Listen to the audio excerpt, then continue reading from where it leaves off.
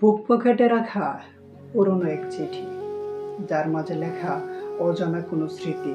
ছিঁড়ে গেছে খুব, মলিন হয়ে পড়েছে, কিন্তু তার মধ্যে ভালোবাসা হয়তো কিছু রয়ে গেছে।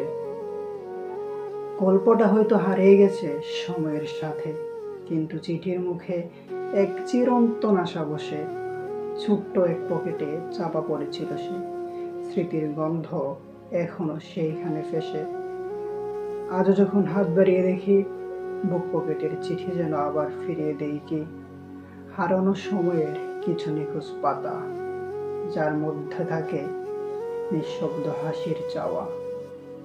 শুধু বুক পকেট নয়, এত জীবনের গল্প, ছোট ছোট স্মৃতি রেখেছে হৃদয়ের দিকে কল্প। হয়তো কিছু না বলার মাঝে আছে গল্পের সবচেয়ে সুন্দর অধ্যায়। এমনকি কখনো যে কথা বলা হয়নি, সে কথাই হয়তো হৃদয়ের গভীরে সেরা। এমনকি কখনো যে কথা বলা হয়নি, সে কথাই হয়তো হৃদয়ের গভীরে সেরা।